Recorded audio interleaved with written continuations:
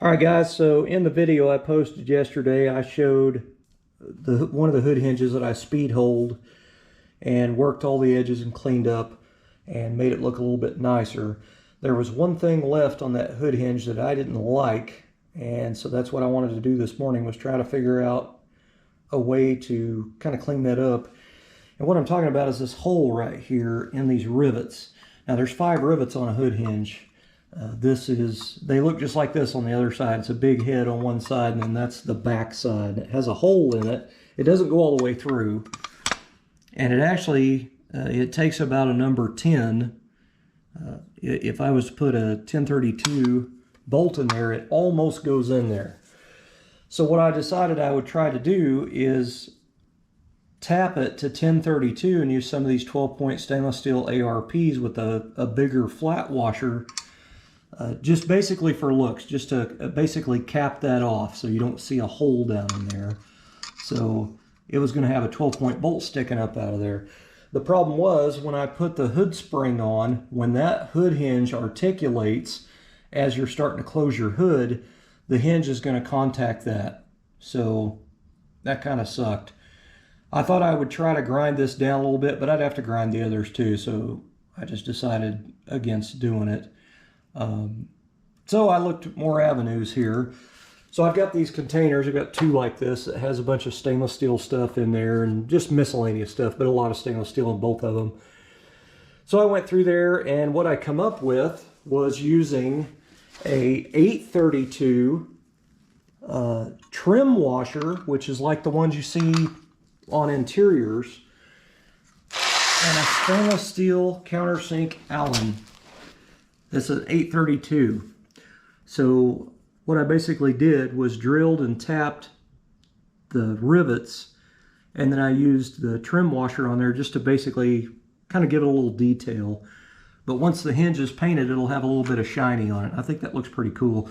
These up here you don't really see because they go up into a pocket up underneath the hood. But these 3 here are visible, so that's why I decided to do them. But the problem is I only have one that's the correct length, so I'm going to have to go to Lowe's and get some more. Anyway, so I did polish them up and put them in there just to kind of show you what they look like on there.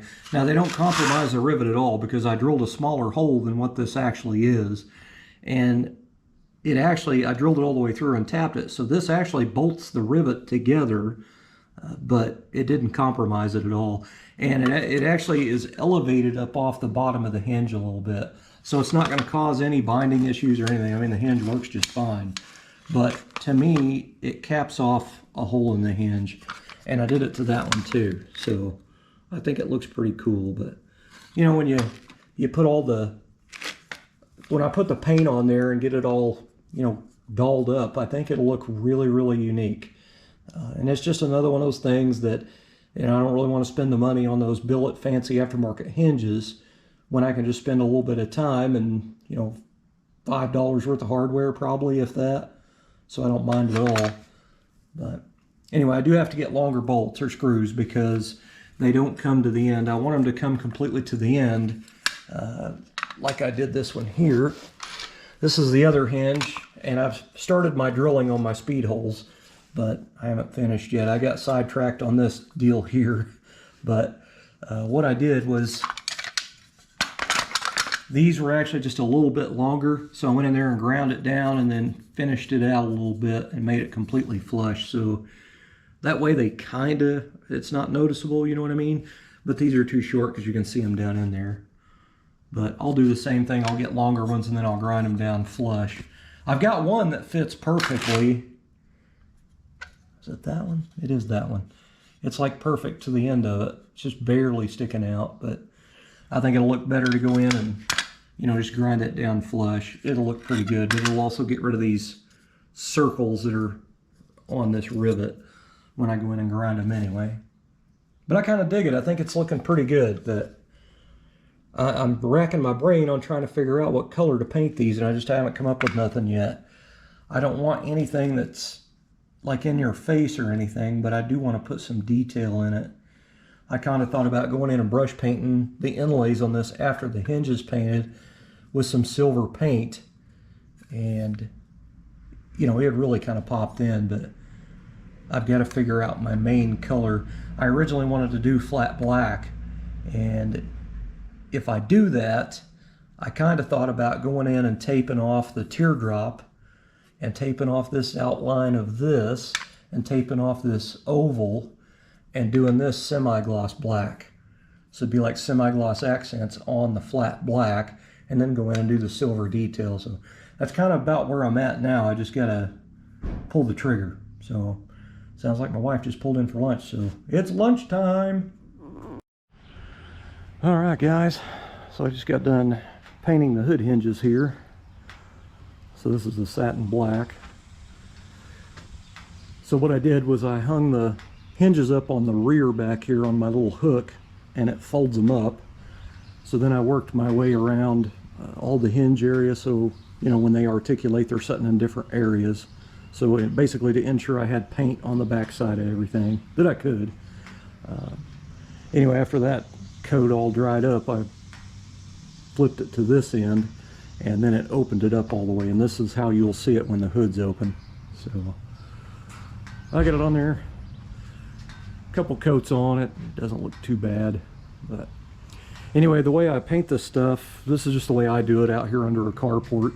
The wind's not blowing today, so it worked really nice, but I did wipe them down with wax and grease remover, and I used a tack rag that I keep in a Ziploc over here. But anyway, I tacked them off and shot them. But anyway, what I do is I've got these wires that permanently stay here, and when I'm not using them, I just kind of fold them in half upright to get them out of the way so nobody hits their head on them or a car pulls in and hits them or anything.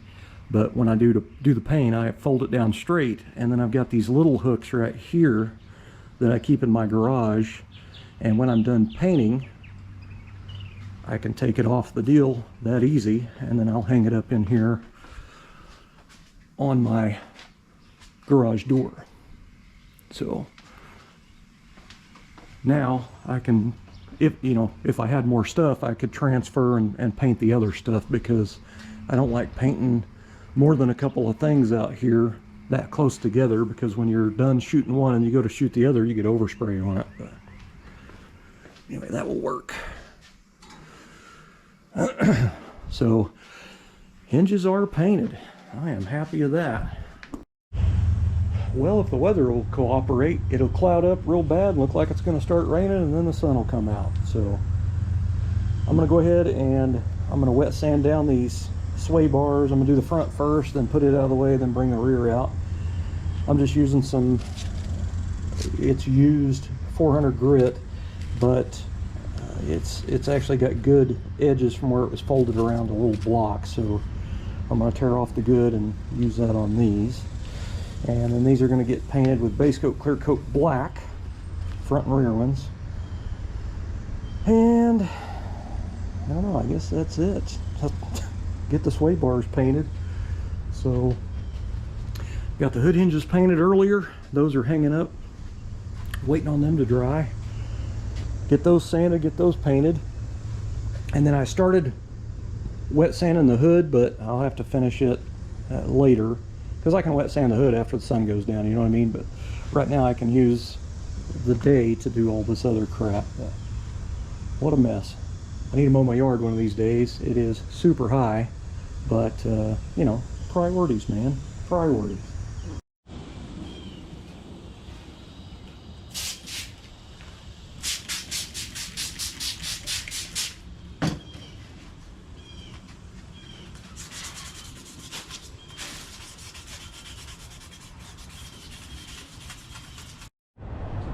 All right, this is the second heavy wet coat of clear. I'm giving it about 20 to 30 minutes in between the two coats. It's pretty warm out here. I am using slow activator, so I think it did pretty good. It laid down decent enough. So that, no runs or nothing, so I'll be able to bolt it on the car in a couple of days. I did the rear one as well, and it laid down really, really nice and turned out really awesome. And I was afraid that when I went to that one, that I would get overspray on this one. So it was very tricky. I used the piece of wire at the end and undid it from the other one and carried it with one hand way out, extended arm and all, to keep that from hitting my belly, but I brought it in here and put it up there, so it's kind of safe for the night to, you know, cure out overnight in here. So that one turned out good. I didn't get any runs in it either. I'll take it. That look really, really nice, man, especially on that satin frame. But so the sway bars are painted. Hood hinges are painted. I put them over here. Let's see, I guess I'm gonna go ahead and start working on the hood and start get it sanded and polished, or sanded to polish it. Man, I tell you, knocking it out, man. Pretty happy. So what I used was, I've got this Matrix MPB 9000 factory pack base coat black. So that's what I use for the base coat. And then this is the clear that I use on parts and stuff. I've used it on a couple of cars in the past too. It's not high solids, meaning it's not real thick, but this is some great clear coat. It flows out nice and it dries very clear and glossy. I have used this stuff since maybe the late 90s and at least the early 2000s.